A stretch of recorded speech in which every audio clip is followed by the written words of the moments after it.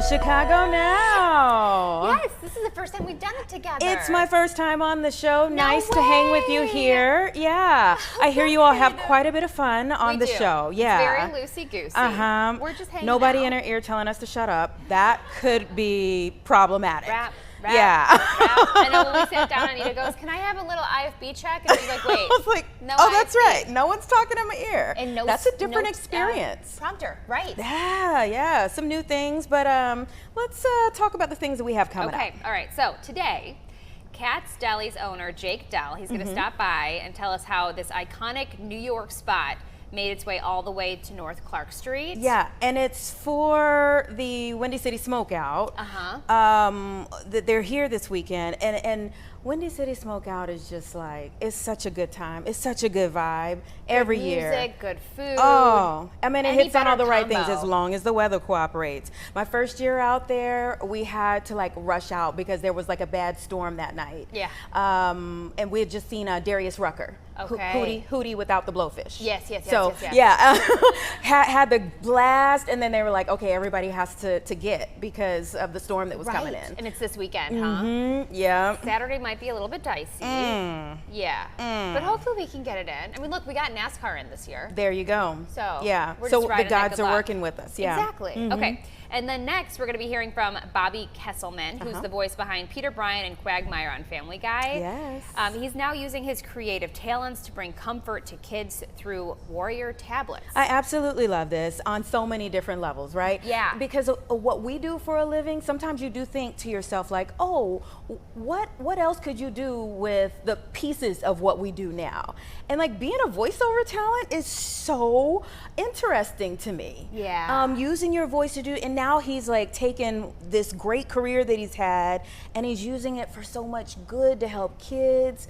I love it. The combination is beautiful. wonderful. Yeah. I could never do a voice. I feel like you have to be very good at controlling your voice. Yeah. And very specific for each character and then be able to turn it on and off, you know? I love it. It's so Should fun. we ask him if he can do one of the characters? Oh, I bet he could. Yeah. Yeah. Maybe have some fun probably do with the whole him. interview in a voice. In character. And then finally, I'm so excited about this. We did a story at the Wildlife Rehabilitation Center in Valparaiso in Indiana after this incident happened with the deer. Oh, I Do you remember remember your that? deer story. The deer story. Oh. The horrible deer story. Did you cry during this story? No. Okay. No, we went out there to really kind of get some information to open people's eyes about how they can, or how they shouldn't, what they should do in different situations, who they should reach out to with wildlife. I think it's good because you've taken something that happened in your own life and now you're helping educate other people. So similar to what we were just talking about, but that was a tough situation for you. It was, and it really meant a lot to go there and to talk to this wildlife rehabilitation center. We learned so much too, like a couple little tidbits. One thing off the top of my head is how you should never feed wildlife deer? if they're hurt, any animal. Oh, so while if it's a they're bird, a hurt. squirrel, or whatever, if you find an animal that's been hurt, she compared it to when you're going to the hospital. Like if you go to the ER, they're not giving you food right away or water, no matter what situation. They're going to assess the situation, get you stable, and then feed you. And each animal has such different dietary needs, including, because you would think like, okay, for a deer, for example, or whatever animal it is, kitten's milk. I was always told growing up, like if you wanted to help raise like baby mice, you could give them kitten's milk. Never and I brought heard this that. up to her. I'm a weirdo. Obsessed with animals. I'm like, okay. All right. Anyway, so you can buy kitten's milk at like the pet store and feed it to animals. But I brought this up to the wildlife rehab and she was like, okay, but deer are not carnivores. So you're giving the baby deer something milk they shouldn't from a have. carnivore. Yeah. Same thing with like, what was it? Mice. I think when I was little, I tried to give them droppers of kitten's milk because it's the only You tried kind to of feed mice? so much to learn. I tried. Listen, there have been times, you all have to know this, like the spirit of Caitlin Cody when it comes to, and I'm an animal lover, but Caitlin takes it like to a different level. There was one time when I swore Caitlin was talking to her kids on the phone, and she was actually looking in the screen talking to the bird feeder. I was was like, oh, Caitlin's just cuckoo and caca to her kids, her babies, you know, oh, she's such a great mom, you know. She goes, and then I was like, wait. Are you talking to the birds? I know. I like check in on my bird houses. Oh, the babies. I know. I'm on a whole nother level. So this is why totally this means so level. much to me. Yeah. Delaney behind the scenes, she edited it. It's beautiful. I can't wait to show you guys. I'm looking forward to the story. Some education for us all. Absolutely. Yes. Wonderful. Before we get to all of those things, we've got to talk about some entertainment headlines. There's so much going on. One of the great things about news, of course, is that there's like never a dull day. There's never a day that we don't have something to talk about. Yeah. But in terms of entertainment, I mean, TMZ has had quite the full month. This probably felt like a year for many of them. So we want to bring in one of their executive producers to help us out this morning to kind of parse through the things that they have been following. Michael Babcock, thank you for joining us. Good morning. Thank you so much for having me. I appreciate it. Oh, we've got to pepper you with some questions here. Bring it on.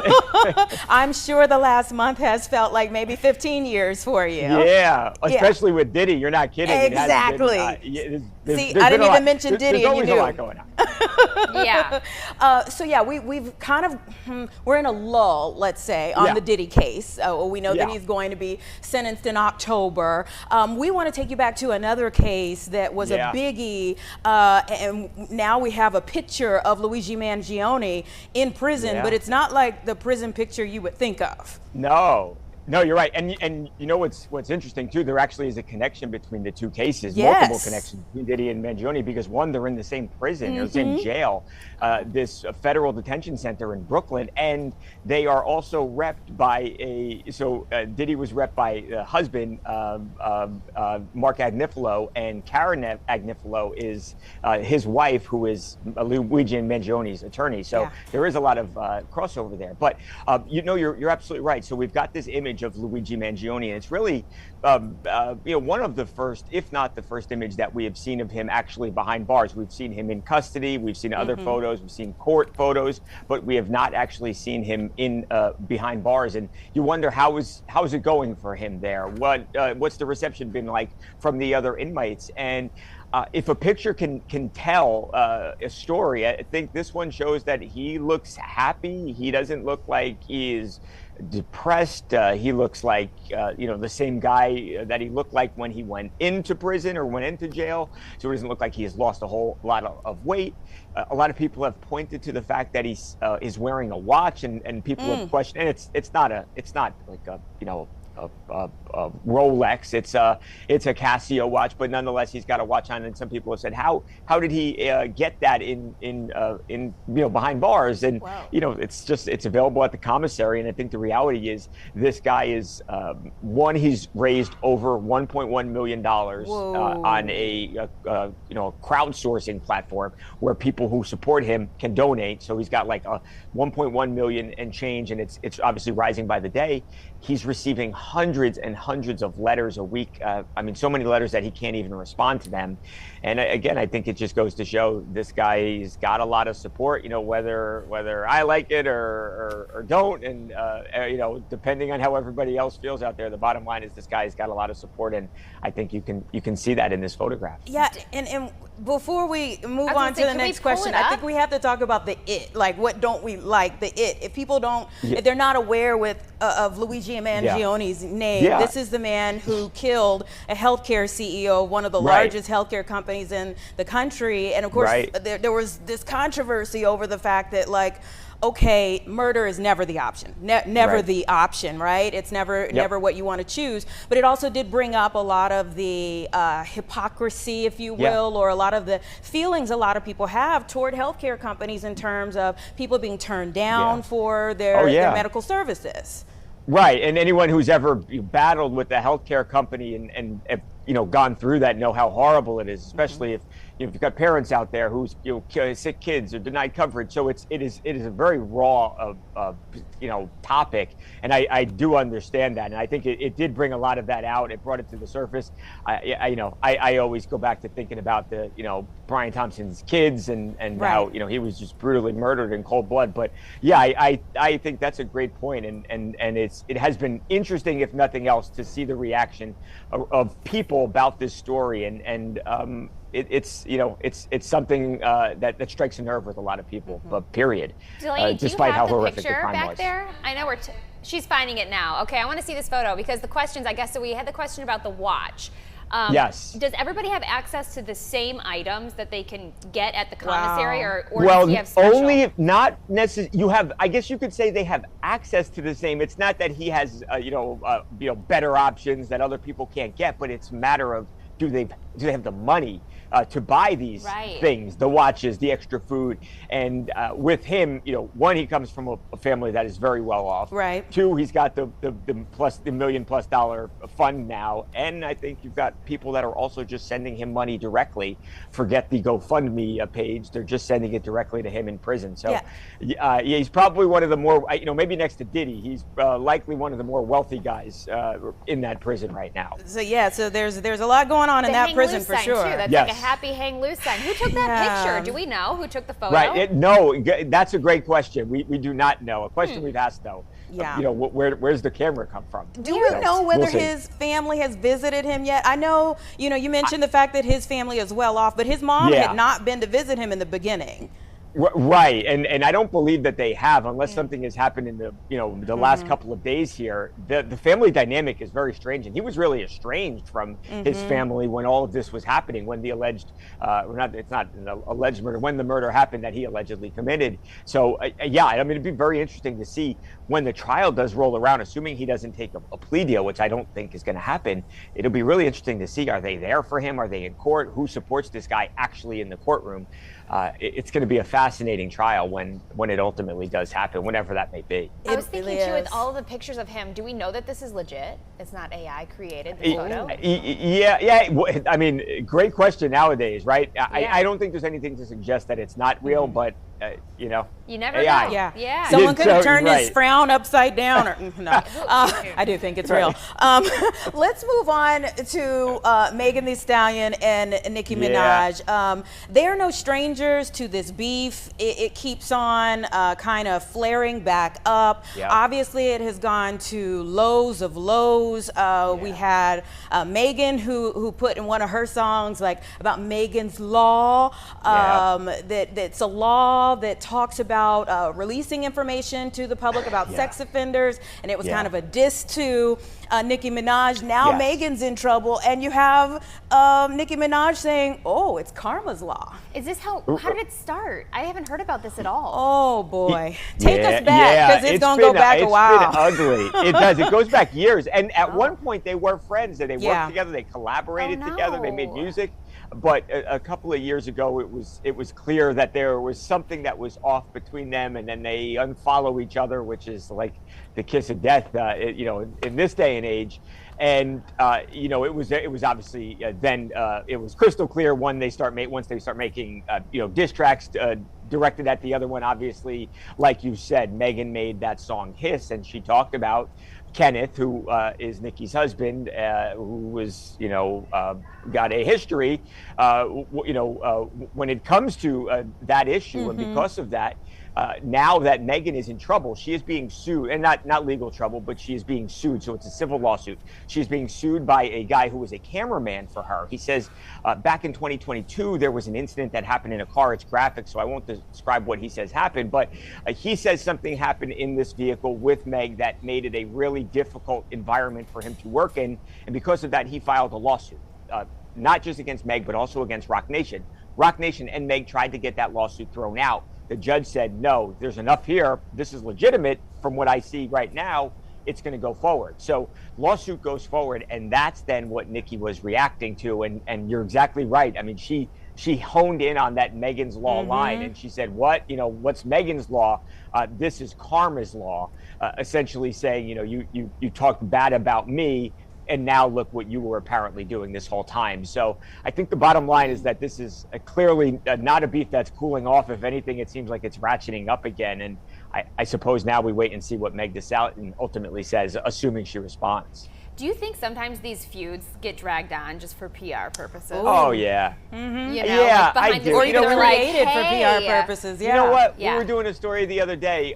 It was on Stephon Diggs, the NFL star, and Cardi B, and they were like a couple, a hot thing recently. They were together all the time, and then all of a sudden she wipes him from her Instagram right before her song. It seems like right, and then they're together like 2 days later, and she's got new music coming out, and here we were all talking about it. So yeah, I do. Yeah, I think absolutely that's Kinda something smart. that these artists do. It is, but then you think about it. I mean, we've rap beefs are there's highs and lows, and some of them are profitable. Some of them go way too far. If you think about like Tupac and Biggie, obviously we lost them both.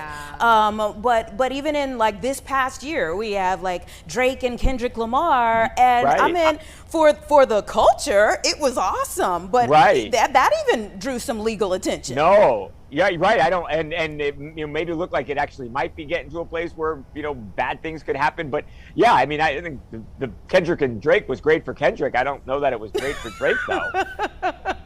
Well, so, everyone's waiting on his next song. Right, you're right. Yeah, right. So we'll see. So sometimes it's good, assuming you don't really lose the beef, in which case I guess it could really torpedo your career. Not saying that's going to happen to Drake, because I think he's just too big for that. Yeah, and maybe the same for Nicki and Meg. Maybe they're too big for it to torpedo their career, but definitely not the best time now. We're talking about it right now. We're talking about both of them. Their names are there. You go. There. Yeah, so right. It's working. We wouldn't be talking about them today if not. So. Thank you so much for joining us. It's been course, a treat anytime. just talking with you. Thanks so much for having me. It was more of great a to treat talk for us than the people going through the stuff that they're going through. Yeah, right. You're not kidding. All right. Thanks Take so care. much. Bye, guys. Bye. All right. Well, coming up, we got that deli right after this.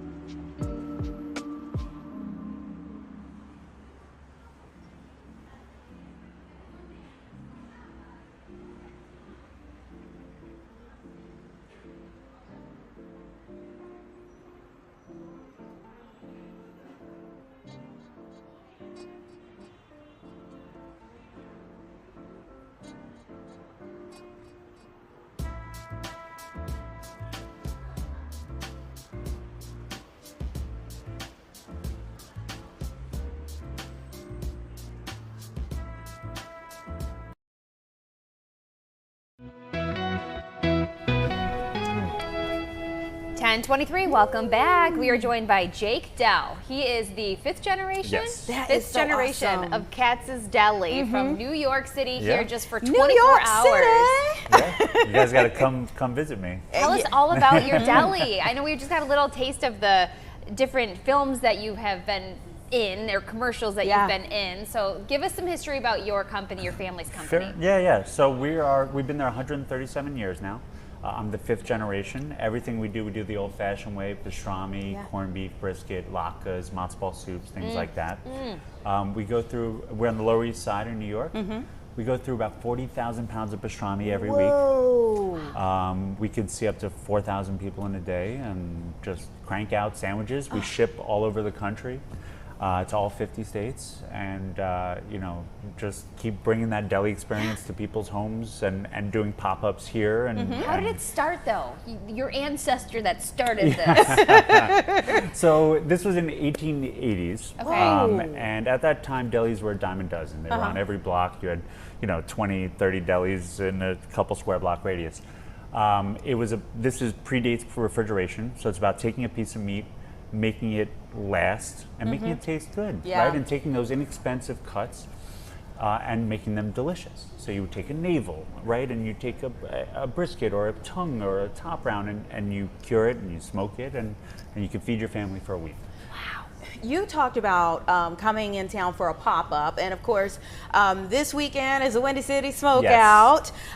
So talk about traveling around the country and also your experience in Chicago. Sure, love Chicago, first of all. So we got connected with the Melmans and with the whole group, Let Us Entertain You group, and about being a part of Windy City. And we kind of honed in on what that meant and what we were specifically going to do, and we landed over doing this instead of being at the festival.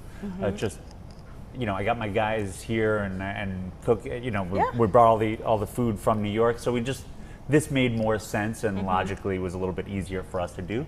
But we could do events anywhere, pretty much. It's a lot of fun to be a part of some larger event like the Smokeout, which looks amazing. And hopefully I'll get to go by for a little bit today. Got to. I love that it brings people from all over the country right here for one purpose. It's great. It's great. So we're in Bub City today from 11 to 3, and then we're done. So then we can hopefully just enjoy ourselves. Chicago. So logistically, because I asked the weird questions, my brain goes, fire away. How did you get all of this stuff from New York to here? I a lot of checked baggage. You drove it. No, we ship. So we have a whole shipping department. Yeah. Oh, that's right, because you sent it across the country.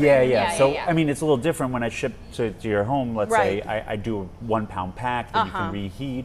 The bread separate, the mustard separate. 1 pound would not be enough here. What a beautiful gift you can give 2 pounds then if you'd like. Father's Day is such a big gift giving time for us, but any birthdays or any sort of event. What about the bread? Do we get our own bread? I mean, I can ship bread. You ship bread too? Yeah. You ship the whole thing? How are you going to eat a sandwich without bread? Right. Listen, I want to get to You can get your own bread if you want to. a little fighting words, okay? Uh-oh. Because I'm listening to you, and we're sitting in Chicago, and I'm like, pastrami, matzo balls. You're in Manny's territory. Oh, I love the guy in Manny's. No. So I'm actually going to see him in about a half hour. As soon as I leave here. Look, the deli community is small, right? There's not that many of us that do like really old-fashioned, classic deli. So we all know each other, and we're all friendly. And anytime he's in town, he comes over and vice versa. That. So nothing but love for those guys. So as a deli owner, do you eat anything except for the food that you guys have at your restaurant? That's a serious question. I feel like I wouldn't. I'd be like, we're eating breakfast, lunch, and dinner here. I feed my family. My kids wake up, they eat pastrami all day, they're like, again? every day. Like, we need something else, please. We're hosting. Oh, I love it. Okay, so as the owner, what would you recommend that someone try? Because you mentioned quite a few options there. What's your favorite? I think you can't go wrong with any of the hot meats. So our most popular is pastrami, like I mentioned, 40,000 pounds a week. But corned beef, we do 20,000 pounds a week. Briskets, we'll do a couple thousand. Turkey, it's an all-white meat turkey.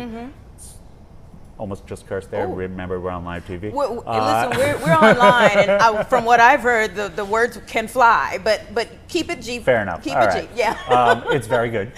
And then, it depends. What I would say is you come with a couple people, you try a couple of the hot meats, You get some soup. You get latkes. That's my Yes. The personal best soup. Yeah. What's the soup? matzo ball. Uh-huh. That's our most popular by far. My mouth is watering. I do want to ask Jewish you. penicillin. Yeah. You got a broken bone. Have some matzo So soup. You're good. fine. I want to ask you, when you're in Chicago, are there specific places like that you feel like I got to hit that while I'm there?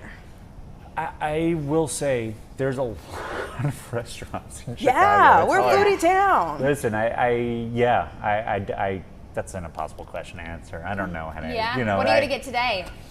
Well, today I'm working mostly, Uh-huh. so we'll see. But I went to RPM Yes. yesterday. And Which RPM? seafood. Okay. Although we stopped at steak for an appetizer and then went to seafood. You did the tour. I've eaten a lot. I'm here for like 24 hours and I've had like 6 meals already. Okay. How does it feel to be fifth generation of a business that employs, I don't know if you know exactly how many people, but I'm sure so many people. 200, yeah. 200 people. Yeah, it's amazing. I mean, it's humbling too, and it's amazing that I get to wake up and do this every day. I get to I You're live your within own boss. walking. I'm my own boss, but more than that, there's a tradition and a history, and you feel it when you walk in the restaurant, and I love that. And I love that I get to sort of be a keeper of other people's stories, but also tell my own story, and it's really special. Do you have some people who have like worked at your place for maybe a generation of their family? I got guys who remember me in diapers. All right, so yeah, 100%. You know, people that have been with me 40, 50 years. Yeah. Of that 200 people, 150, 160 of them are with me more than 20 years. Wow. So it's sometimes second, third generations within their own family as well. That's So a wonderful thing. How does this work when there's a company, like you mentioned how you have kiddos?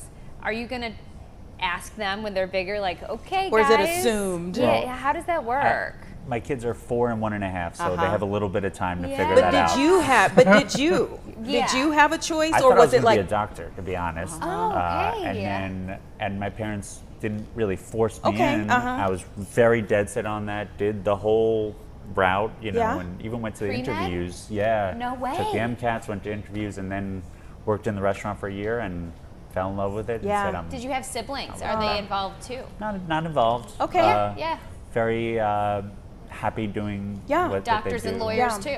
Yeah. But you know what? It's good though that like there's one person at least who's in the family business, even if others aren't, because we see so many like Mom and pop. businesses around, and it gets to where like mom and pop need to, you know, live a different life, I mean, and no one 100%. wants to take over that mantle. I mean, that's what, so, I mean, like I said before, there were so many delis at Yeah. one time, right? And now there's so few. Yeah. And part of that is exactly what you just said, is that there is no next generation that Yep. wants to continue for whatever reason. Yeah, because they want to be TikTok stars. Yeah.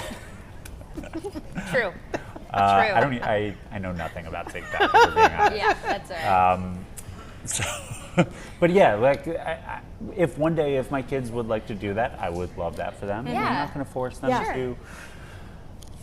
We'll They'll see. still be in it. They'll We'll figure see. it We got out. some time. When are we going to get a Katz's Deli right over there? Not yet. But it's a I thought. will keep you posted. It's I'll a let you know. thought. Maybe in our We'll building. see. We'll see. I don't know. Never say never. No plans as of now.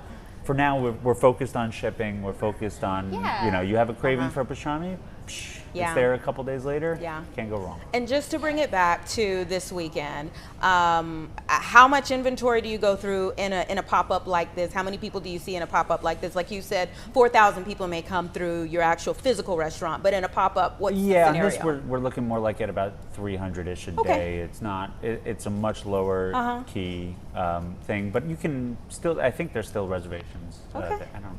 You think? Hopefully there are. I don't know. The All first day right. we added the second day because the first day sold out. There you go. Yum. Which is Yeah. amazing. Well, go find Jake Dell, the owner of Katz's Deli today. Go get you a sandwich. Yeah. Enjoy yourself. that Thank New you for Yorker coming accent? Safe in. That travels was not back to bad. New York City. Thank you guys so much, Brandon. We'll be right back, everybody.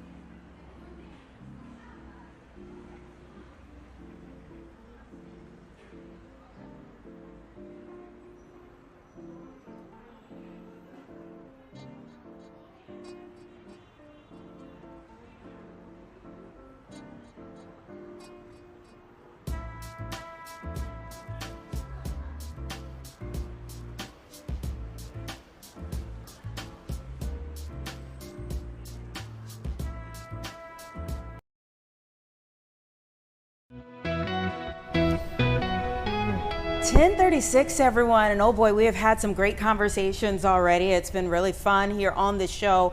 When we started off the show, we were talking about one of our guests who you probably will realize more from his voice than his name. Bobby Kesselman, executive director in there. You heard it right there. Oh my God, it's so good to be here.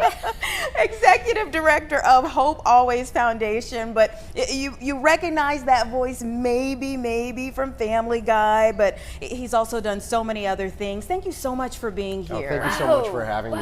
This is like a homecoming for me. I interned here. You did? Yeah, and I mean a long time ago. But still, your family. Yeah, no, and like now the studio's like you're our long-lost gorgeous, cousin. So I'm so happy to be home. Peter Griffin himself. Yes, I had absolutely. to come back. That is, yeah. I know we have so much to talk about. Yes. We could talk about Family Guy and how you got in that show and how did you develop these voices. Can we start there? Absolutely. Can we start there? So Okay. like I started at Second City in Chicago, and then like during college and you everything, did. yeah, and had incredible teaching, and then could not take winters here anymore. So as soon as I graduated, I moved to LA, and I had a very small resume in terms of what I was able to do. And you haven't on had a camera. winter since. And it's been incredible. not that this is the best city in the world, but God, this weather. I know, it can be brutal. Okay, Yeah. so you moved to LA. I moved to LA, had a really bad resume, so I listed all the voices that I did because Woody Woodpecker was the first voice.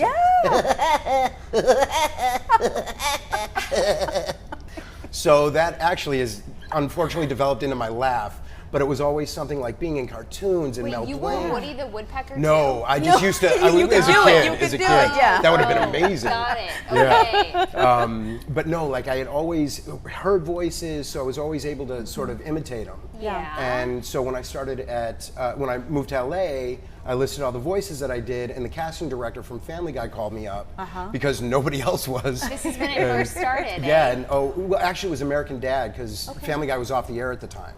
And so I started American Dad, and Stan's voice is very Stanny, and so I was able to get a lot of the voices that were on that show with Roger and oh my God, and then Klaus. So I was able to do a lot of the voices within the show, and then Family Guy came back, and that was 2005. So I've been doing it for almost 20 years. Do you ever get tired of people asking you to do the voices? Oh my God, no. Like, there are times when I leave, I just talk like this forever.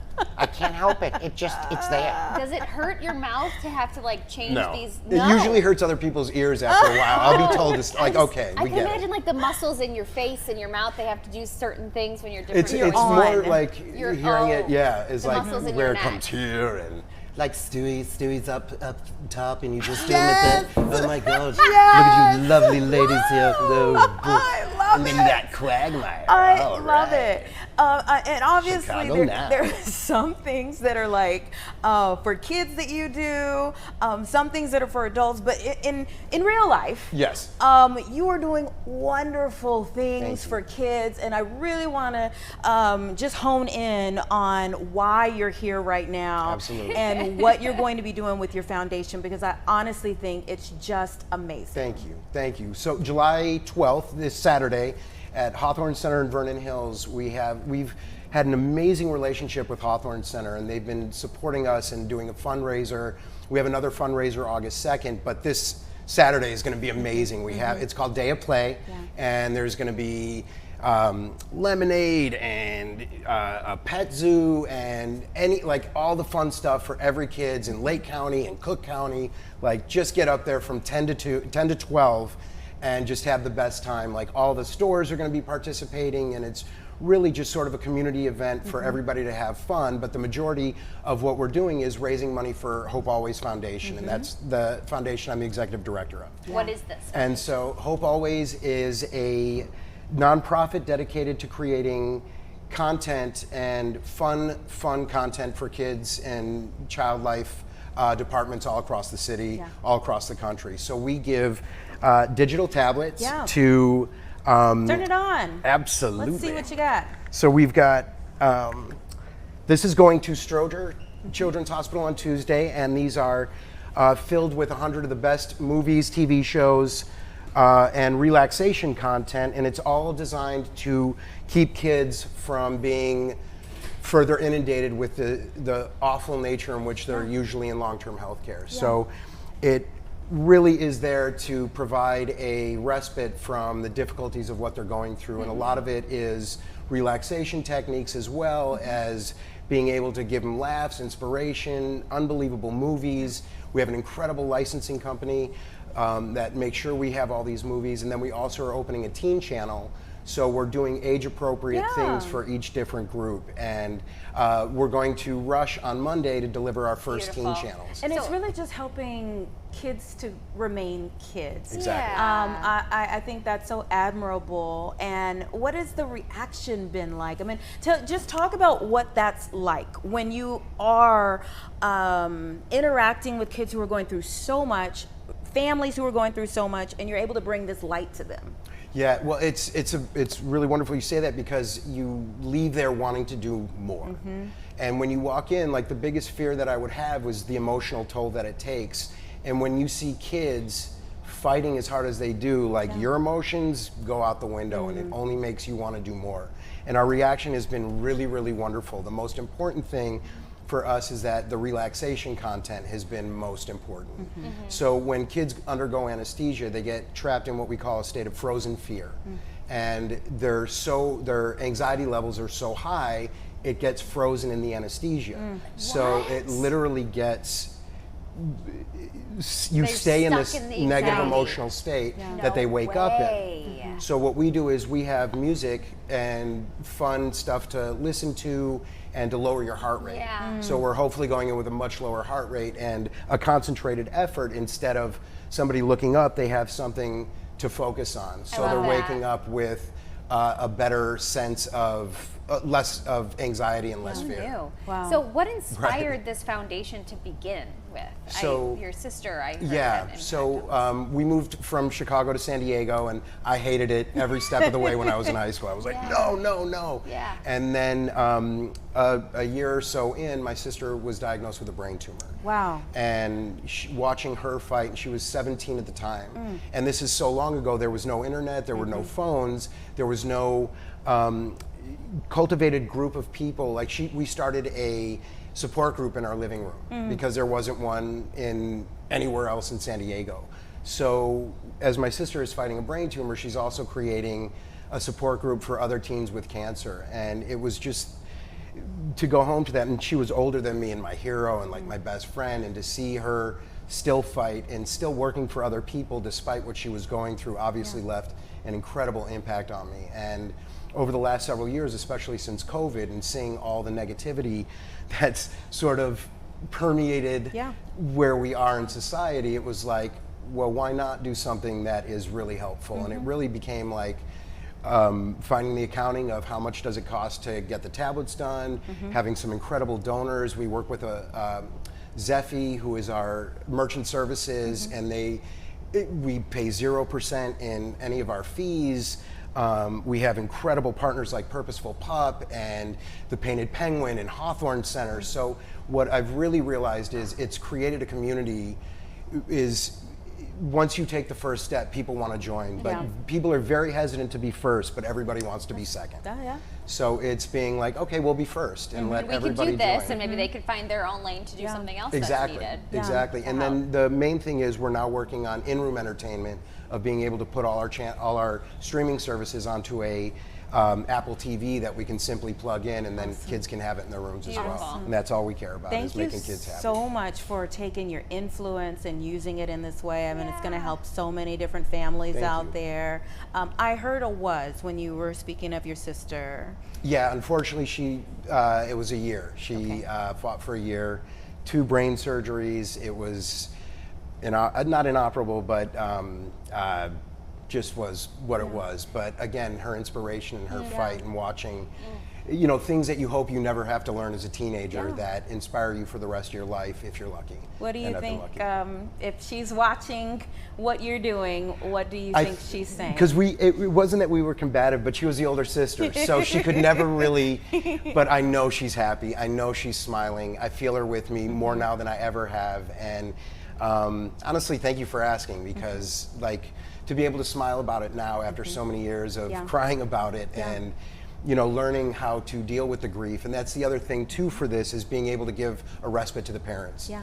And giving them something that they can, when you hand over a digital item, that they don't have to worry about, because we control everything. So there are no social media, no YouTube, no open internet, just good stuff. And then hopefully be able to create a digital platform for kids outside of healthcare and do something positive. When you visit these kids and you deliver these gifts, do you ever break out in a voice to make them giggle? Well, you got to be careful with which voice. Yeah, exactly. Quagmire, definitely not. But sometimes it really tells you who the parents are if the kids at 9, 10 years old are watching Family Guy. But of course, anything to see those smiles. Like our catchphrase is making smiles. Beautiful. And it's literally the most rewarding thing. Like 20 years in TV, and this is easily the best thing I've ever done in my life. And if someone wants to contribute, how can they visit your foundation? And please go to help out? hopealwaysfoundation.org. Donate right there. Any donation from $5 to anything more, even $1. Like, the other thing I've learned is that people want to help. And like living in LA, I've met some very wealthy people. Yeah. And the craziest thing is the people with the least amount of money are the people who donate the most. Yeah. So it's, although everybody wants a high donor and somebody who can change the course of your foundation, like I said, like with what we've gotten with Hawthorne Center and the community that it builds, is we're much more about building the community. And like the funds that we're raising, like we were here in March, we had a fundraiser at the Painted Penguin in March. The money we raised is the tablets that are going to Stroger and Rush. So the true community event of this is, and this is the greatest city in the world, like aside from the weather, but I mean the food, walking around the architecture, and obviously the most incredible people in the world. Thank you so much for using your pain for purpose and blessing, quite honestly, blessing so many people throughout the country, and especially here this weekend. Absolutely, please, 10 to noon. Boy, I'm really new at this. If the cameras are throwing at me, I just need a microphone. You're not used to those. But no, it's just, please join us, donate, and have fun and make smiles. You're awesome. We're back after this. Thank you so much.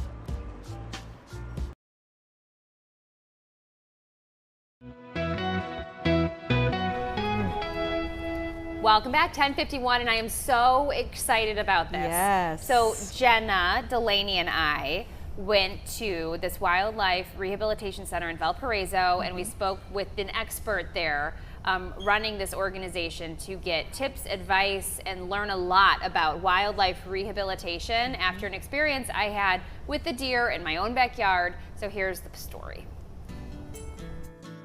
Wildlife rehabilitation is a growing field, and one of the things that I love so much about the wildlife rehab field itself is how close and connected the rehabilitators are to one another.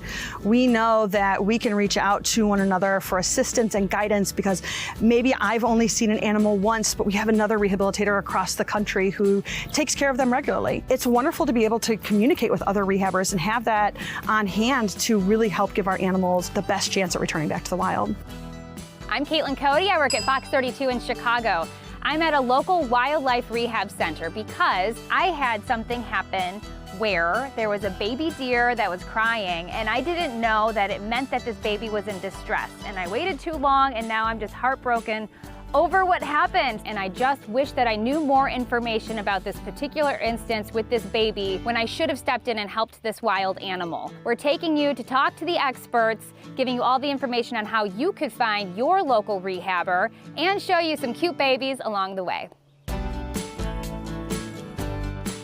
I think we all grew up with that idea that if we touch a baby bird to return it to the nest, or we touch a baby mammal, that mom would completely abandon it. And for the most part, that's just not true. A baby bird, we can get them right back up into the nest if the nest is accessible. We can even create a makeshift nest out of man-made materials and get the babies into there and get it back up to their parents.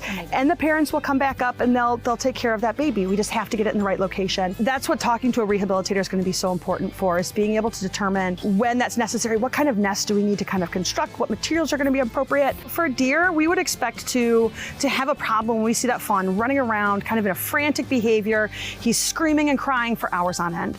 A fawn who might just be crying for a little while and then gets quiet isn't necessarily a fawn who's in trouble. Yeah. When we see them in that cute little postcard pose, they're all curled up, nothing needs to be done. But when we have our wild mammals, things like our squirrels, things like our baby raccoons, we want to make sure that we're giving mom enough time and enough space to be able to come down and get her baby. And I think that's one of the things that people need to understand, is that we do need to give the mom space. If we're trying to reunite mom with baby, but then we're sitting 15 feet away and we're watching from our patio, well, mom still knows that we're there and she's going to be nervous. We are a predator to them. And so we want to make sure that we completely vacate that area, give mom a couple of hours before we really want to intervene. Okay, so we're heading into the mammal area where we have baby mammals, and we're starting off with possums. So how many possum babies do we have? So right now the Rehabilitation Center has 245 baby possums, ranging in age from babies you would still find in the pouch to babies we would consider pre-release who are outside and almost ready to go back to the wild. So what's the most common way that people find these babies? So typically our possums come in one of two ways. They're either found as singles, maybe they dropped off of mom's back when mom got scared and ran away, or we're going to get in these babies as whole litters when something has happened to mom and she's passed away. Maybe she was caught by a dog, or maybe she was hit by a vehicle. We can't necessarily always expect the general public to know every single species they're going to come upon. It's a wait and watch, and it's a wait and watch and reach out to somebody. Yes. Sharing something like a video or a picture to a wildlife rehabilitator is a crucial information that the rehabilitator needs to know. The last thing we want to do is ever feed an animal, and any rehabilitator you talk to, they're going to request that you, especially with young animals, keep them nice and warm, but do not give them food or water. We could actually cause detrimental effects by providing an animal with food, especially if we don't necessarily know what food that animal needs. The last thing that we as rehabilitators want to hear is, hey, we found a baby bunny and I gave him human baby formula, or I gave him cow's milk. All of our wildlife have very specialized nutritional needs and specialized digestive systems, and without knowing exactly what that animal needs, it is not appropriate to give them any sort of food. There are plenty of rehabilitators out there, ourselves included, who have a network of volunteers to assist in guiding people on what to do next. It might be a situation where maybe we can convince you or encourage you can get that animal safely contained. Maybe we have a volunteer who might be able to meet you somewhere and get that animal transported out to us. Or maybe there's a rehabilitator that's far closer to you than you realize, and you might be able to get it to them. It's always important to be able to reach out to know those next steps, especially if you're not exactly sure what your capabilities are going to be. We get calls pretty regularly from the other side of Indiana. And when I let them know that I'm 6 hours away from them, I don't want that person to then go back to scrambling for information. I want to make it so they're making only 1 or 2 more phone calls and they have the answers they need. The DNR website for your different states, whether you're in Indiana or Illinois or Michigan, they all have a list of wildlife rehabilitators that actually breaks us down by county, lists all of our contact information, and lists all the species that we take in. Is there anything that you want to leave our viewers with after we took this tour of your beautiful facility and seeing all of these wonderful animals that you take care of day in and day out? You take these animals home sometimes. Just what message do you want to get across to the people who are watching this? So wildlife rehabilitation really is our opportunity and the community's opportunity to give back for some of the things that happen to our environment because we live in their habitat space. And so it's a really great opportunity for people to come together to help species that are both common, but then also species who are endangered in our state. And so it comes down to those who are in our community who make that decision that they're going to give this animal a second chance. And it's a beautiful thing to see our communities rally behind our native species. And it's not just up to you to do it on your own. You can reach out, and people are so willing to help. It's very willing. Ask your neighbors, your friends, or call around, because I think that as people together, we can help and get these animals in and take care of them. Correct. And social media has become a wonderful outlet to be able to say, I've already talked to a wildlife rehab center, I can't get it there today, but who can transport this animal for me? Almost immediately you'll have a response and people will be willing to take it in. Okay, how close were we to losing you to the rehab center? Oh, it's my dream. Yeah. That's my dream. Like, I could feel us like losing you, like, no, Caitlin, wait, you still work here. I asked her, how did you get this job? She used to work at a zoo. I was like, this is my dream I could see job. the stars in your eyes. Dream job. And yeah, props to Delaney for putting that piece together. Beautiful. That was really beautiful. I hope that we really change people's opinions about wildlife and, you know, give them some more options. What was most surprising to you there? Well, I think my experience with this deer for me was most life-changing because I was so sad afterwards. Yeah, so this deer that was crying, and then it was too late, and then we couldn't find the baby, and it was devastating. So I'm glad that there are those resources, and Delaney did a great job of showing the DNR's website if you're curious about different animals, but also just don't hesitate to reach out to your wildlife rehabber. Because if they can't take in your animal, they can probably direct you to somebody who can. We have had great education today in your piece. We had great entertainment discussion about celebrities in trouble. Yes. We got to talk with the folks from Katz, and also a wonderful philanthropic interview about the foundation that's giving back to children in hospitals. It's been a great show. Yes. Yeah. Fantastic, Jenna. Yeah. Yeah, it was fun. And this is just Thanks 1 for hour. coming. We got Tia and Justine coming up in the next That's hour. right. Right Yeah. after this.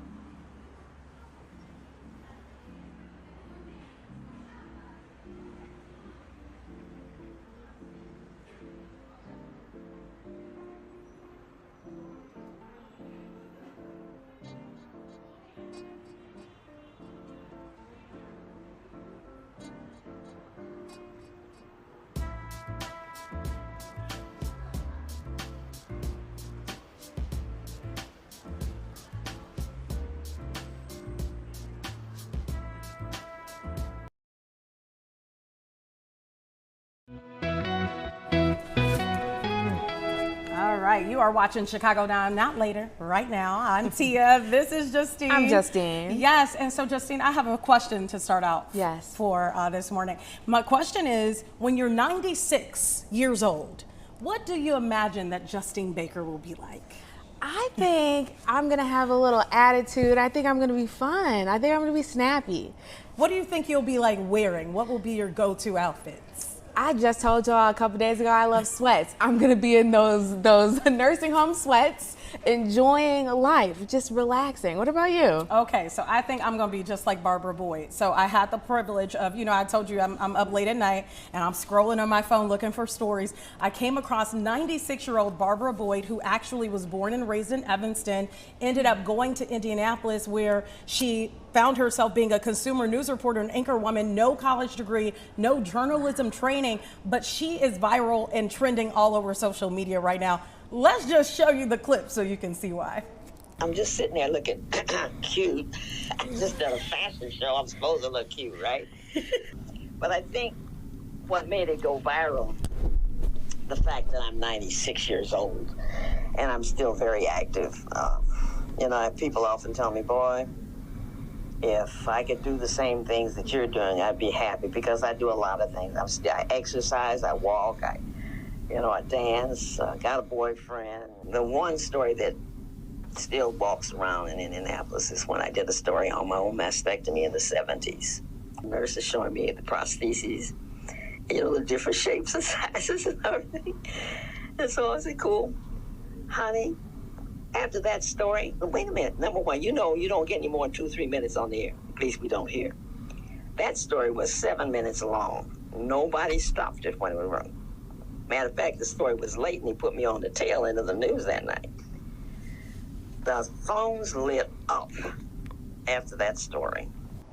Okay, so this is why she's going viral, because she looks so youthful. You have to see some of these TikTok videos of her. Her daughter started recording her. She's a mom of 3. She's wearing high heels, Justine. At 95? Yes, we're talking 4 inches and up. Wow. At 96. 96. 96, 4 inches and up. She's dancing. She still drives. So, people on social media are in love with Miss Barbara Boyd. That's incredible. What do you think is the most interesting thing she told you and shared in your conversation? She shared a lot of things. The most interesting thing that she shared was obviously that story that she did back in the 70s. She had a battle with breast cancer, had to have a double mastectomy. She decided to put herself in front of the camera because at the time, we hear about breast cancer awareness and all of that now, but at the time it was not a very popular topic. Right. So that was something that was, really out there for the times. And then another thing that she told me was that she changed her schedule. She was married to her husband for many, many years. He passed away. And she told me that she changed her schedule as a journalist because her kids started to resent the fact that she was spending more time dedicating her time to other people in her career than her family. And I thought that was very interesting, insight, being that, I'm a mom too. So hearing that and hearing someone say, yeah, it is hard raising kids. It is hard to have it all. Right. And so sometimes you have to adjust. So that was, she was insightful. And then she got a man, okay? She's 96 years old with a whole boyfriend. Really? She's doing better than some of the people that are 20, 30. 40 that can't seem to find love. But yeah, I thought that was impressive too. So what made her start posting on TikTok? Like, how did she even know about TikTok? So her daughter started it. What's really interesting that you say that is the interview was supposed to be Zoom. Did you notice me in the corner on the interview? It was on FaceTime because Miss Boyd couldn't figure out Zoom without her kids being there. So her daughter introduced her to the world of TikTok, started posting her, and people were blown away by, I think we have this image of what a 96-year-old is like. Right. And she goes against all of those things. And her mother lived to be 103 years old. Wow, that's incredible. It's in her DNA. Yeah. Born and raised in Evanston, found her way to Indianapolis. Her husband that she was married to before he died lived in Indianapolis, so she started her whole life there. And yeah, impressive. Impressive. So going back to how she had breast cancer and she shared that story and no one else was doing that during that time, you personally, have you ever had a situation that you shared online and you were vulnerable to our audiences? The thing that I probably talk about most online is, you know, having a kid, gaining weight. You know, you think you're gonna look like that size, you know, 5 again, baby. It is not always that easy. So I've shared that.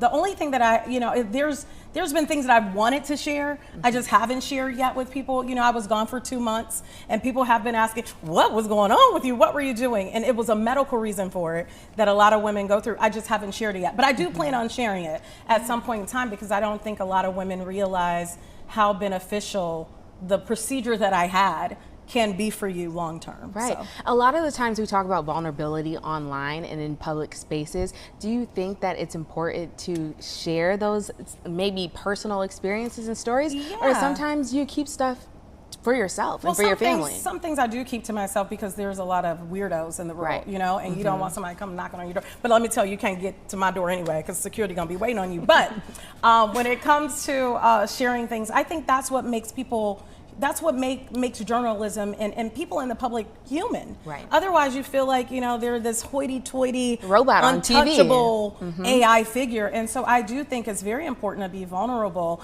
But I think that some things are things that you don't overshare. Right. You know, but I think that sometimes people want to know that you're relatable. That's why, like, I'm not embarrassed to tell somebody that I come from poverty.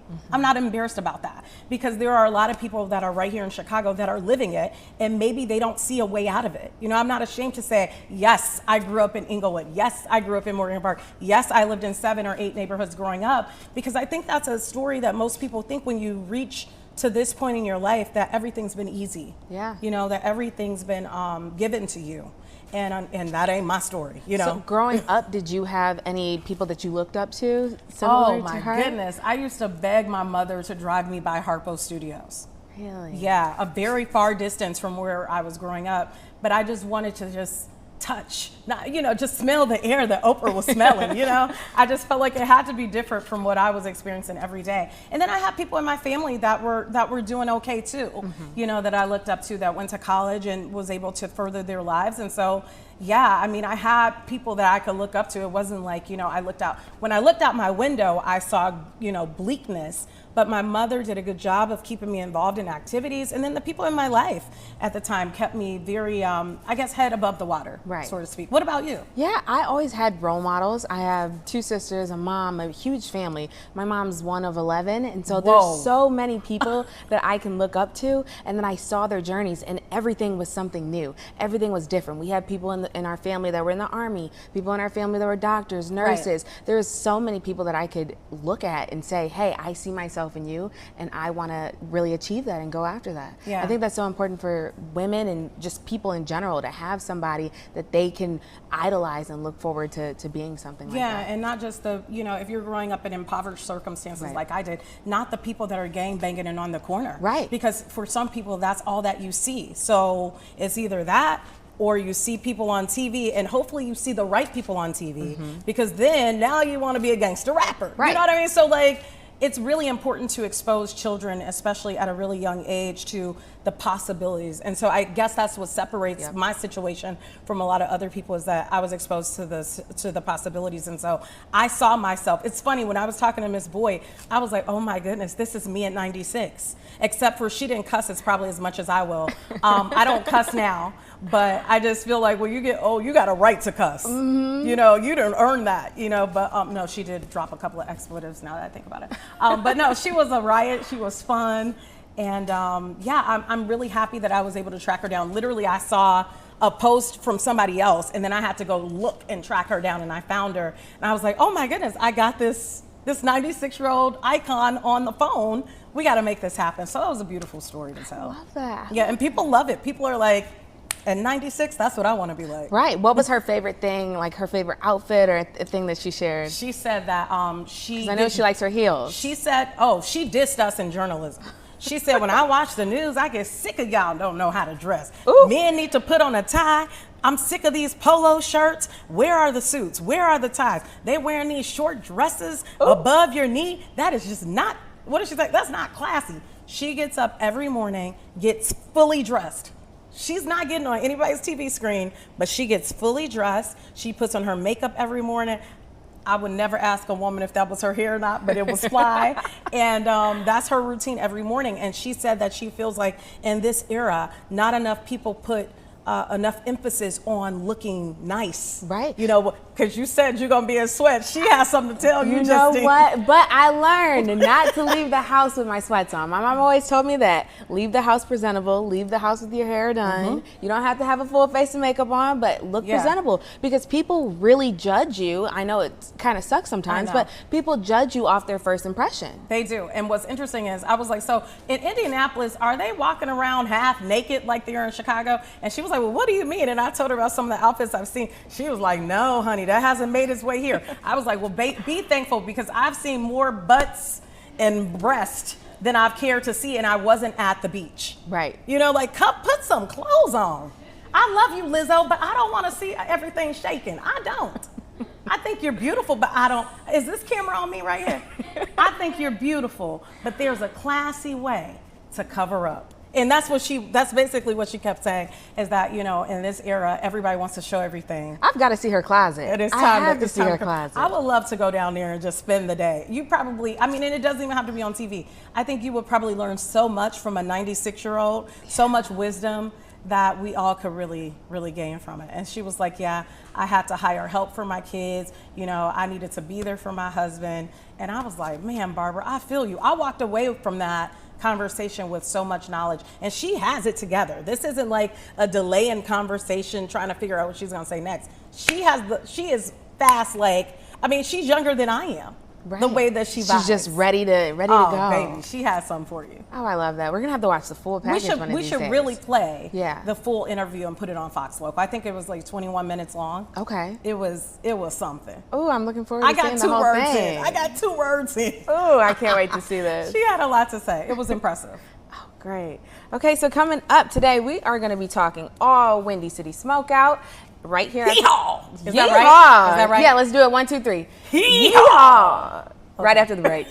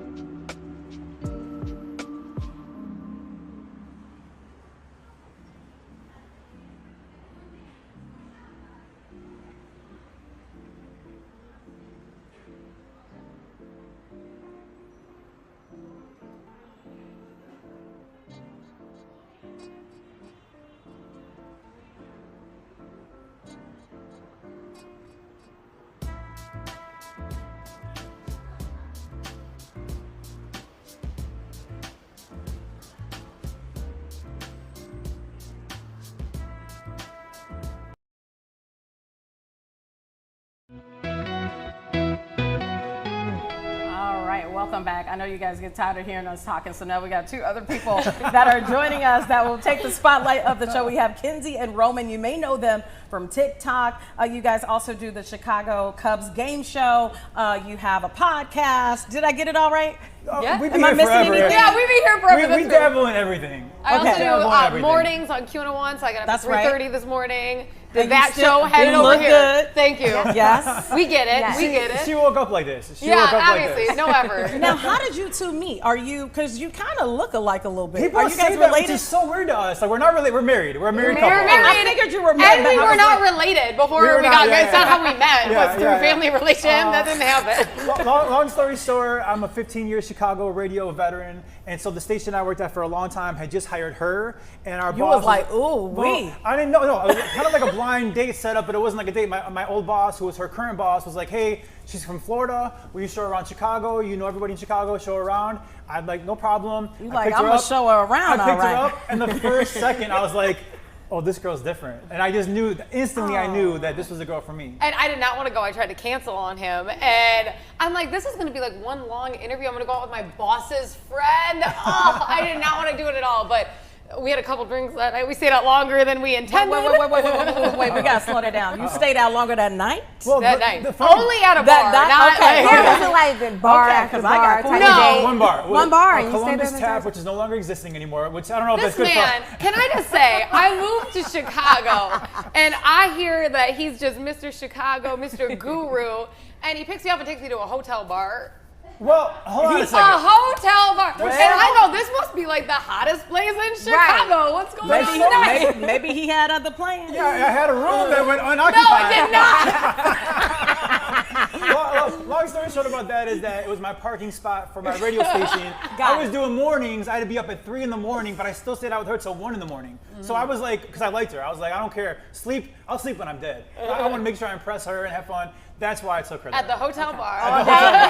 All day during that show, were you thinking about her and the date? I was delirious because I had like 2 hours of sleep, but I was giddy because, again, they said love at first sight. For me, it was love at first sight. I knew instantly. I even said on our first. Did you? No. She said that like, no. I did not feel that way. I had to convince her after a few months. He did. He was very persistent. And he actually said to me that night, he goes, we'll get married. He said to me that, and I'm like, I'm going to be a lampshade. Like, I was concerned, and then he was crazy? right. Who's crazy? He was I knew right. it. I called it. He was right. I When called he it. pursued me for months, he took me to better places than the hotel bar. And eventually I was like, okay, maybe I can see a little something. But you guys do kind of look alike, and they say when people have been married, how long have you been married?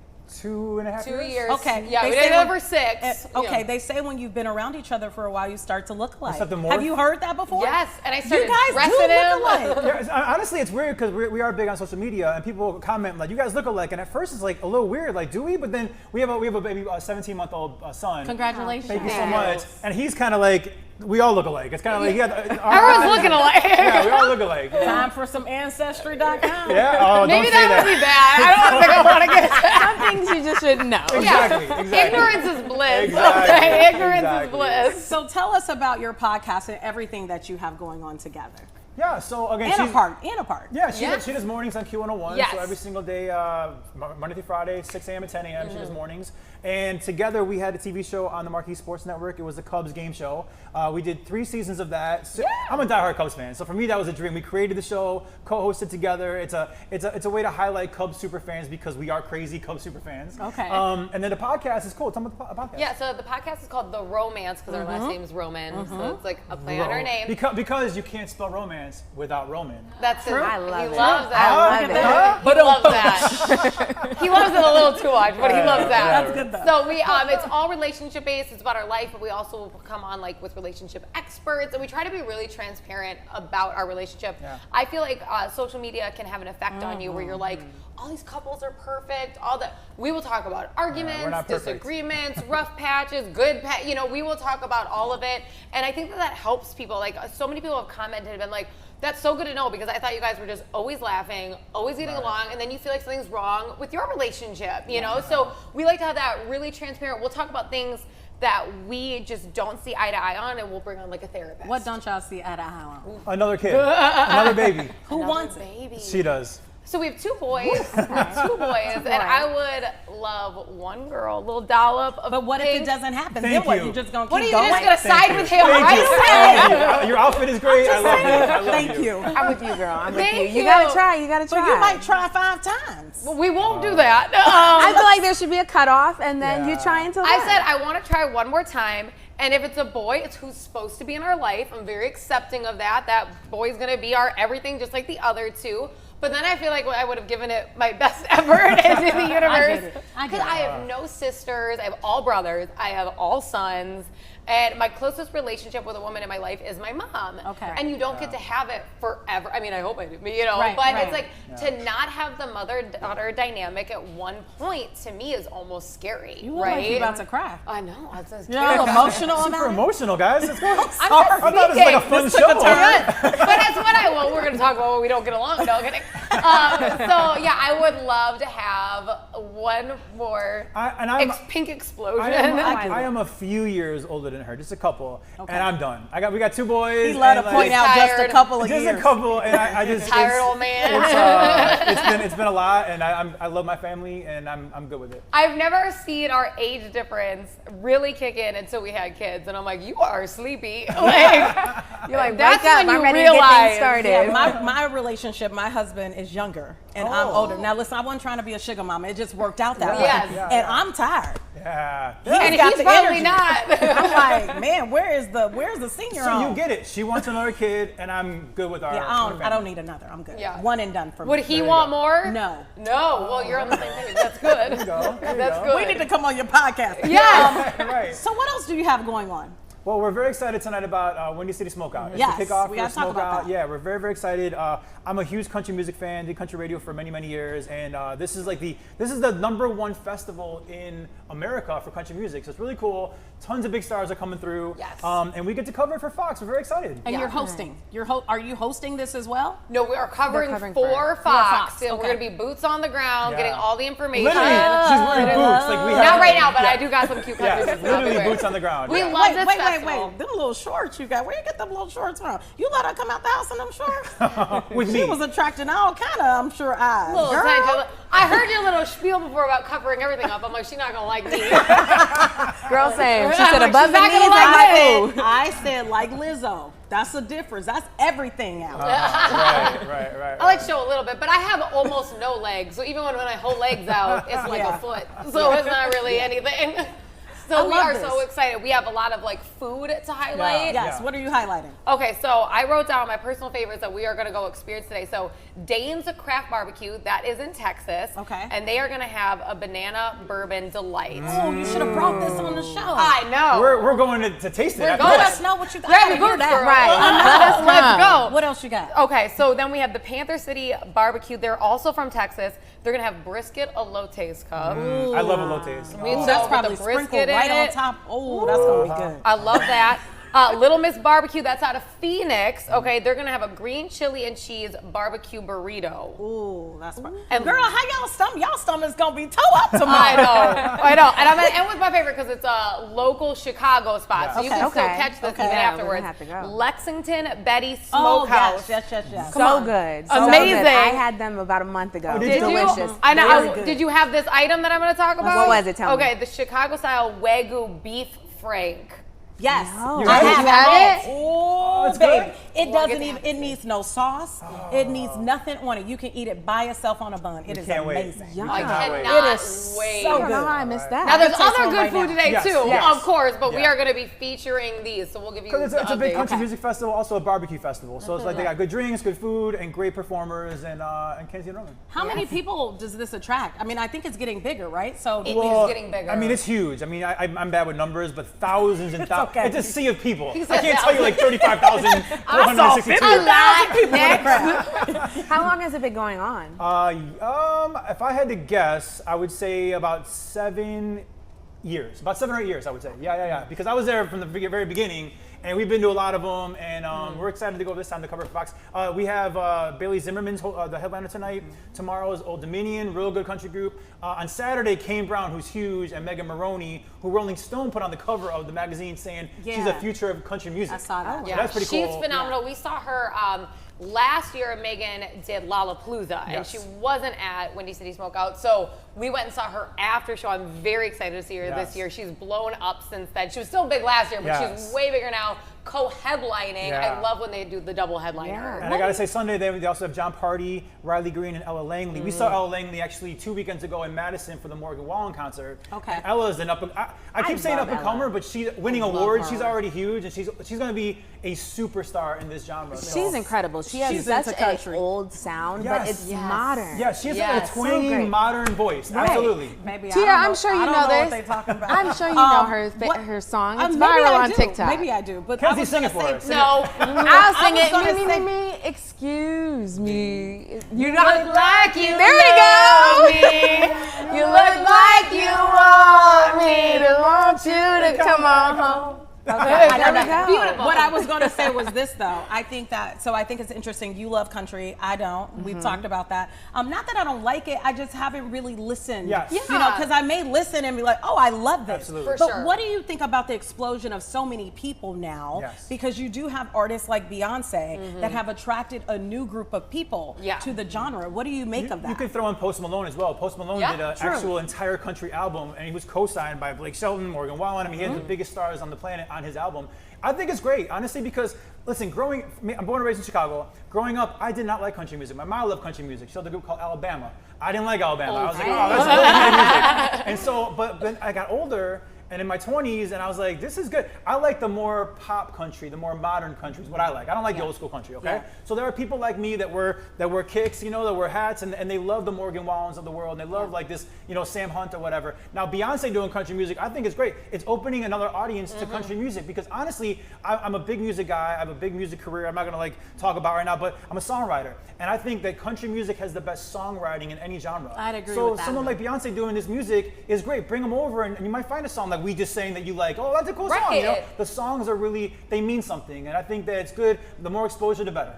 Absolutely, I couldn't agree more. And if you don't have a problem with Post Malone doing a country album, and you have a problem with Beyonce doing it, you need to check yourself, right? Because that's a big problem. Right. Absolutely. Yeah. So I think it's great. I think it's opened the world. There's some people who you always got the "I was here firsters" in everything. Sure. Every time you do anything, and they're so proud of it, and it's like, who cares? This helps people discover it, and I think that's awesome. Yeah, For someone who's not familiar with the country genre, what would you recommend them start with? A song, an artist? Ooh, that's a good one. That's a great question. So it's my favorite music in the world. I would say there's nobody hotter right now than Morgan Wallen. I think you point to Morgan Wallen. His new album's got 37 songs, and he's one of those guys that has like some hip hop trap beats and stuff like that. So he kind of like he tells interviews that he doesn't even listen to country music really anymore. He's kind of crossing over a little bit. That Post Malone album, if you're not a country fan, that Post Malone album is very pop country, if you will. Right. My favorite artist, my favorite country song of all time is Sam Hunt and Take Your Time. To me, it's the most perfectly written country song ever, and it's about a guy having the nerve to approach a girl at a bar, but it's beautifully done. And I would say if there's one song, Sam Hunt and Take Your Time.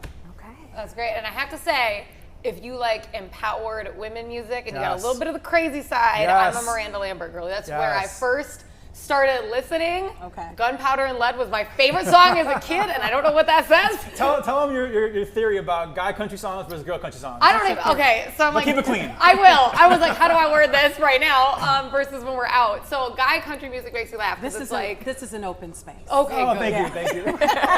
Guy country music is like, I love my truck, and I love my fishing, and I love my friends in my hometown. And girls' country music is like, I should have killed him. And it's so friendly. And it's all friendly. And I love that. Slashed his tires. And I love that. Exactly. I should have killed him and his whole family. And And, the you whole love family. it. Yeah. So and she I love is a little crazy then. She's a lot crazy, but I love her. Everything about her I love. She's very, very spicy. I guess you can't say crazy. She's very spicy, but she keeps me on my toes, and I think we're a good yin and yang because I like to think of myself as more like kind of more straight edge and everything, and she brings the spice, and I can bring her down or I can let her go, but like we fit pretty good. I try. He can take me out to eat, but he can't bring me down. As long as I'm not reporting on you. Yeah, everything is all good. Right. Exactly. I'm way past that time of my life. I love it. All right, so when we come back, you got some little game we're going to play? When we come back, we got to test Tia's skills, see if she knows these country artists. I know, hopefully I can guess them all. I do love country music, but Tia, we're coming for you, girl, right after the break. Yeah.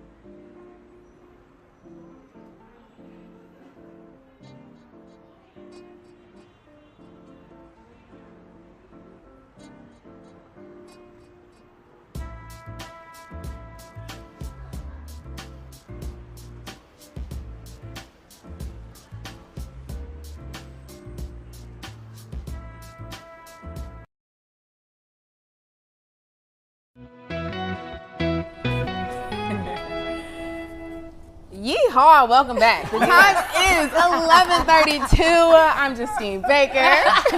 I'm Tia. Y'all know me. I know Tia. And then our great friends, Kenzie and Roman. Today, we are talking all things country music, right? All things country music. For Tia. This is just the day's dedicated to you. The virgin. I can actually say I'm a virgin when it comes to. I see you, Serena, looking over here. I'm a virgin when it comes to country music. That's the only thing I'm a virgin to. So the best game that we came up with, we are going to test Tia's skills. We're going to test mine too, with our country people. Do you want to make a wager because who gets more right, who gets more wrong? She's going to get them all right. I'm not going to know that. You know what? We got to make a little bet. Okay. A little bet. I'll get one right. You think you'll get one right? Maybe. So there's 6 total. 6 total. One. I'll get one. I think the over. I'm going to give you the over. You're going to get more than one right. 2 right. All right.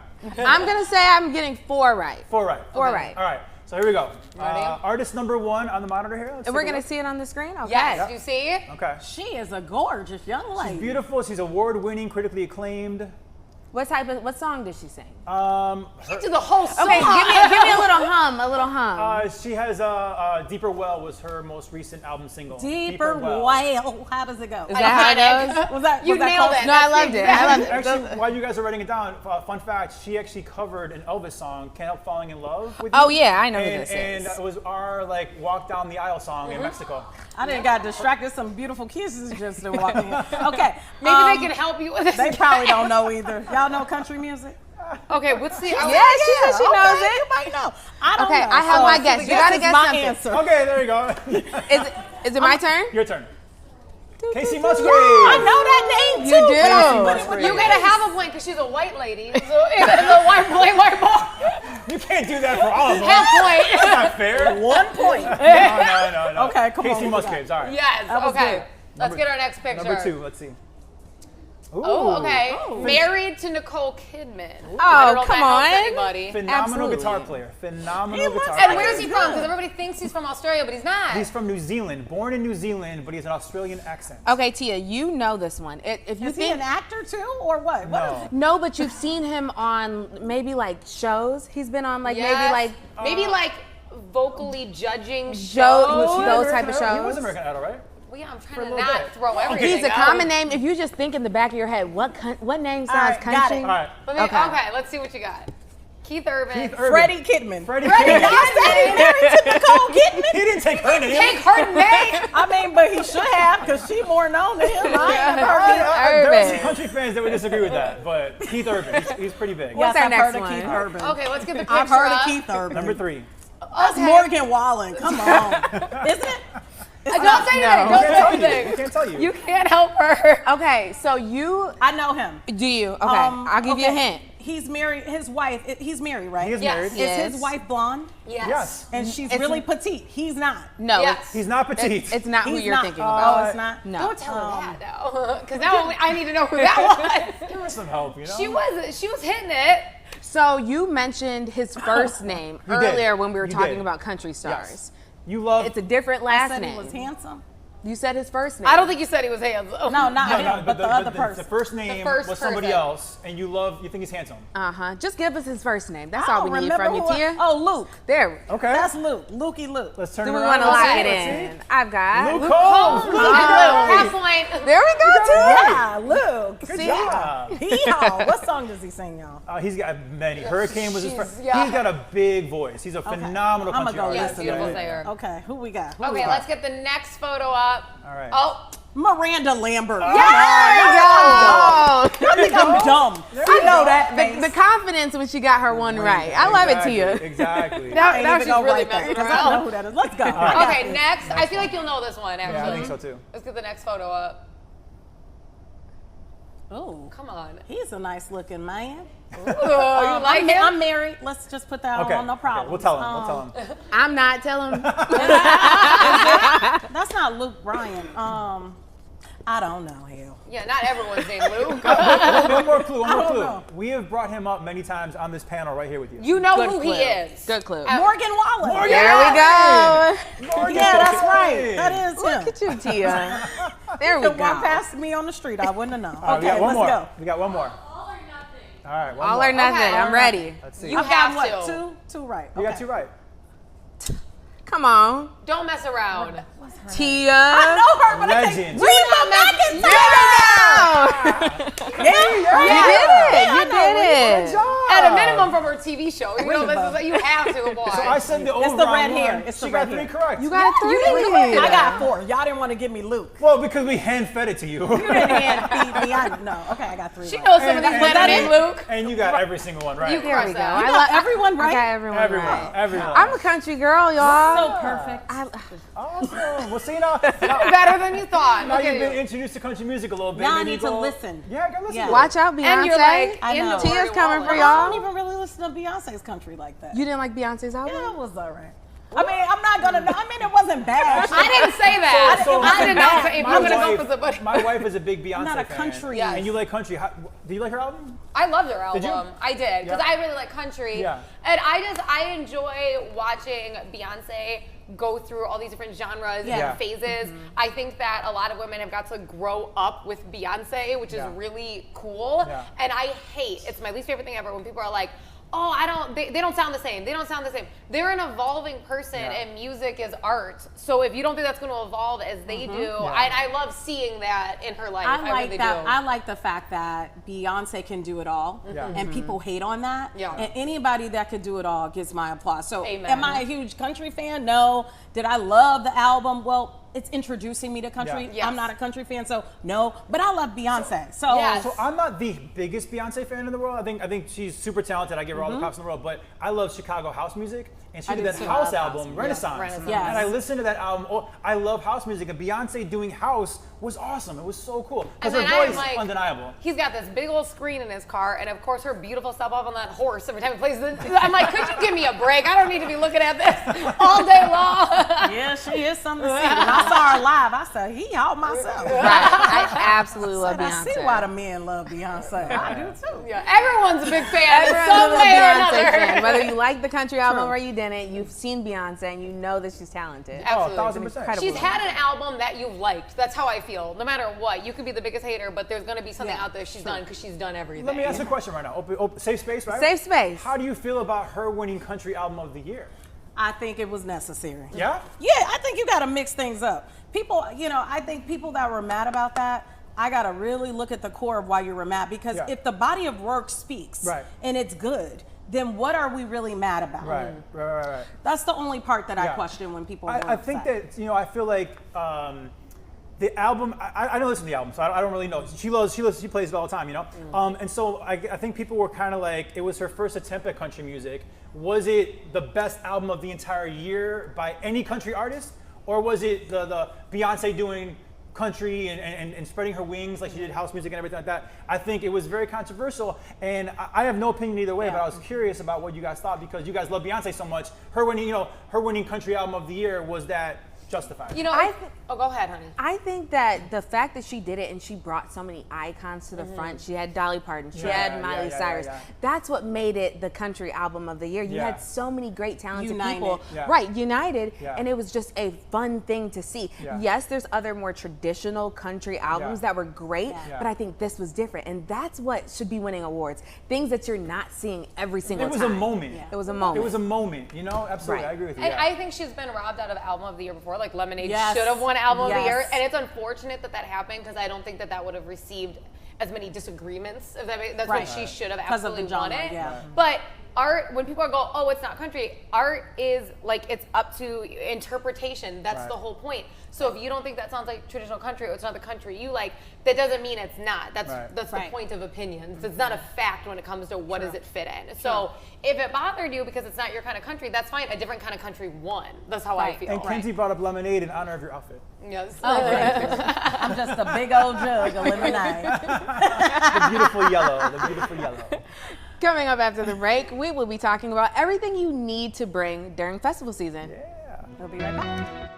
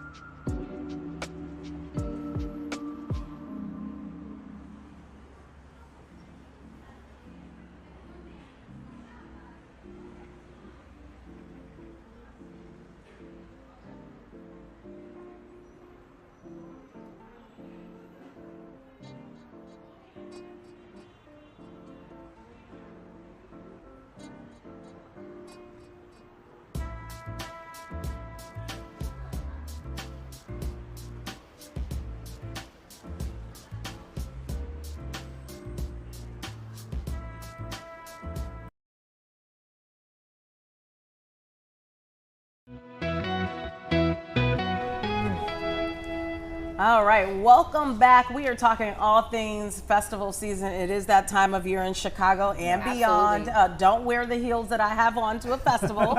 And it sounds like you have a story of your own.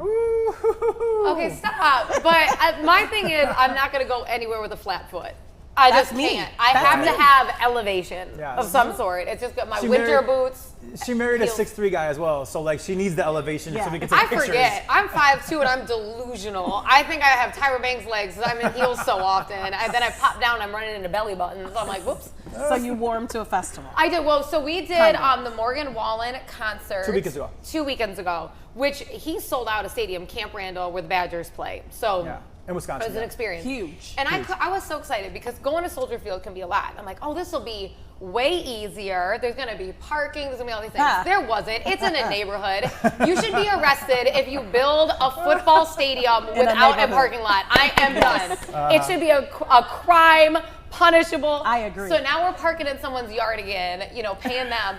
And I hate that because when I lived in Florida, I parked in someone's yard for their football game. Again, a football stadium in a neighborhood. Okay. So I paid, went to the game with my dad, came back, and the man's like, no, he's like, you used to owe me money, you never paid me. How much was it? I'm sure $40, $50, whatever. Now, this is old me. I'm, behave now. I'm like, I will run you over with my car. And I was like, if I didn't pay you, call the cops because I'm okay with them coming because I paid you. So after my dad's like, okay, she's gonna get arrested. So we handled that. So I have PTSD of parking in people's yards. Understood. So we interviewed this man. I'm like, are you gonna be here when we get back? He's like, I'm going inside. I'm like, you have children?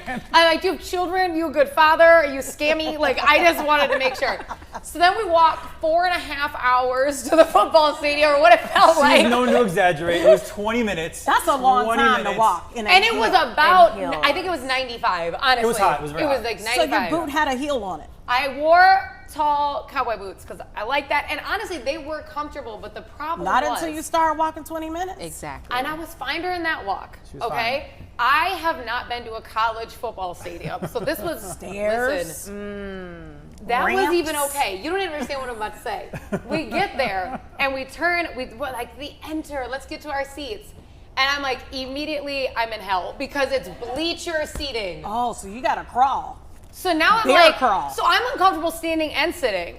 Like the whole, and I paid a lot for those tickets, enough to have a back on my seat. I know that. I know I paid for a back. It was unbelievable. So we were uncomfortable. Ella Langley performed, Randall Lambert performed, and Morgan Wallen. I was very comfortable. I was uncomfortable. Probably these. For over 4 hours, and then we tried to leave the stadium, get back. That was You the were problem. limping. Is that the show was awesome. We had a great time, but leaving was a sea of people. It's hard to get out. Her feet she starts crying as we're walking to the car.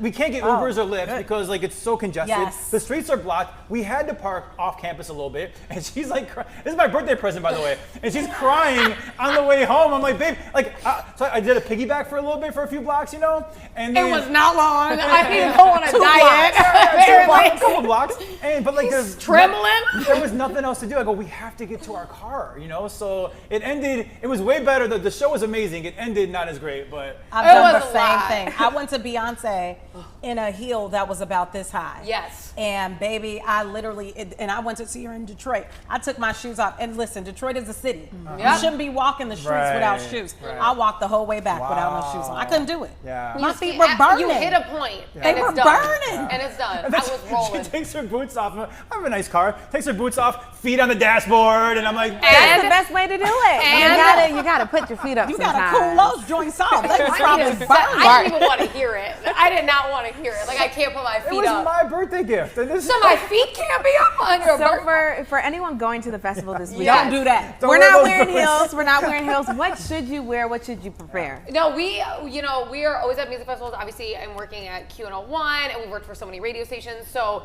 it is so important. The overheating is for real, and you need to pay attention to that. Yeah.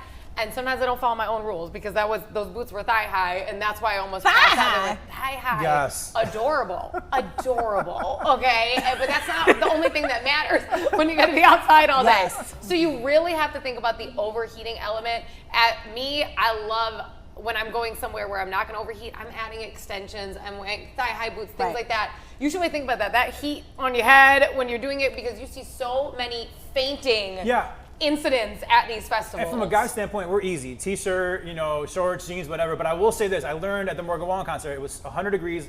Don't wear a black shirt because the sun just pounds on you. Trust me, I know. Okay. So if at all possible, don't wear a black shirt because the sun will it'll roast on you. It's true. So it's true. Outfit in general, comfy shoes.